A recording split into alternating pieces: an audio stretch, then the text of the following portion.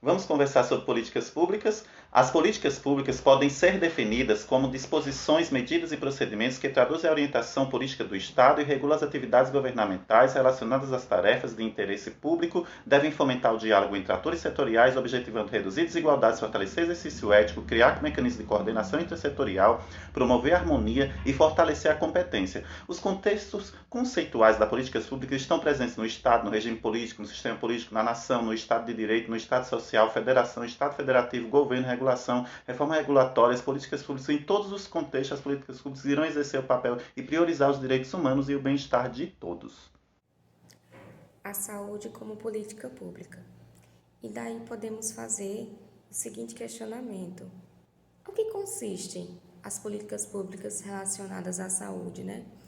E as políticas de saúde, elas estão relacionadas a todas as ações do governo que buscam regular, organizar o Estado em um ordenamento setorial. Esse ordenamento setorial, ele corresponde com uma espécie de monitoramento em termos de saneamento, de moradia, de cuidado com o meio ambiente e em todo o contexto social. E daí, eles possuem uma vasta agenda, né? Tanto são problemas que exigem uma postura política e também estão relacionados aos anseios advindos da sociedade, né? E com a proclamação da República Constituinte de 1988, instituiu a Seguridade Social como uma fonte protetora do social, né? Ela está embasada no aspecto de uma garantia à saúde do cidadão e um dever do Estado. E também ela vem como uma forma de uma política mais humanizada em termos de oferta de serviço, que ela há uma ligação com outros setores, né? E que também ela visa no enfrentamento de questões de ordem de doença, de vulnerabilidade social. Eu vou falar um pouco sobre qual foi o contexto político por trás da formulação e da criação de um único sistema de saúde. A proposta por trás da criação do Sistema Único de Saúde, do SUS, surgiu através de um amplo movimento político que buscava uma reforma no setor de saúde.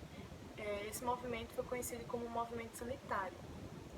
Foi formado devido a críticas ao padrão desigual, fragmentado e centralizado de intervenção do Estado no campo sanitário, assim como a má distribuição de serviços públicos, a sua falta, muitas vezes, e também para evitar desperdícios financeiros.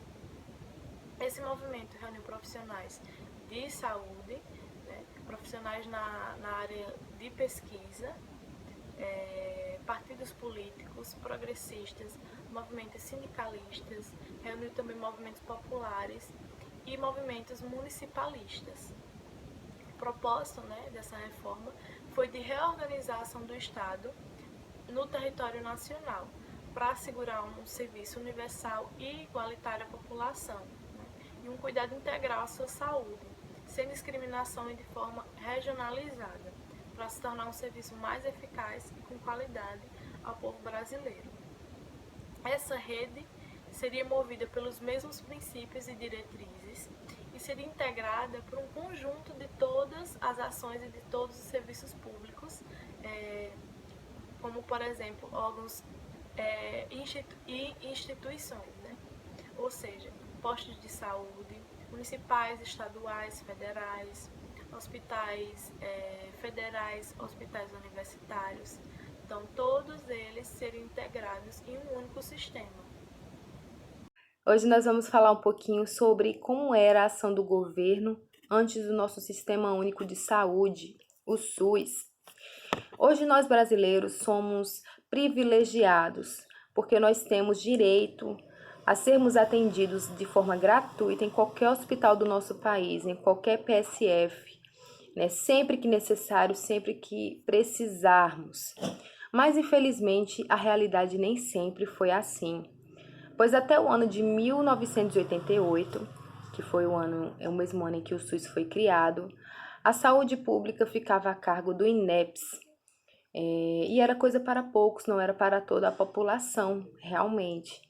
Então, estima-se que em torno de 45% da população brasileira era atendida pelo governo durante os anos 80.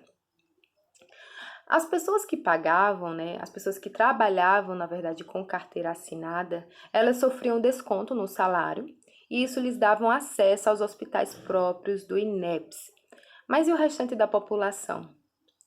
O restante da população tinha que pagar do próprio bolso quando se tinha condição, de pagar consultas, exames, cirurgias. Infelizmente, a maioria dos brasileiros não tinha condição, não tinha essa proteção, do governo e contavam apenas com a caridade dos hospitais, ou simplesmente ficavam desassistidas, sem assistência alguma. Então, a saúde, coletiva do nosso país sempre foi um elemento quase ausente durante boa parte da história do nosso país.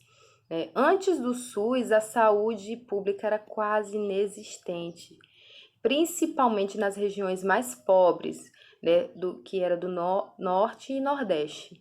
Eram quem mais sofriam com a falta de assistência à saúde para a população.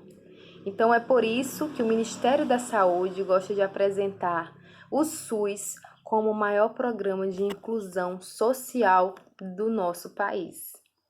Quais são os campos de atuação do Sistema Único de Saúde?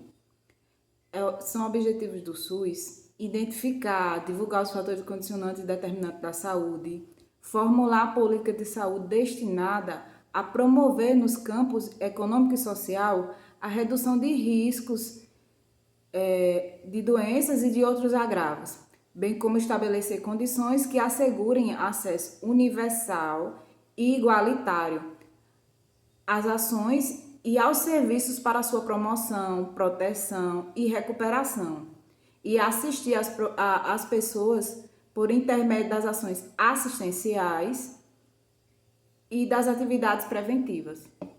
Venho aqui hoje falar um pouco com vocês a respeito dos objetivos, princípios e diretrizes do Sistema Único de Saúde, o SUS. Segundo a Constituição da República Federativa do Brasil, de 1988, diz que compete ao poder público organizar sua atuação nas áreas de saúde, previdência e assistência social, âmbito da Seguridade Social, ou seja, que todos tenham seus direitos assegurados.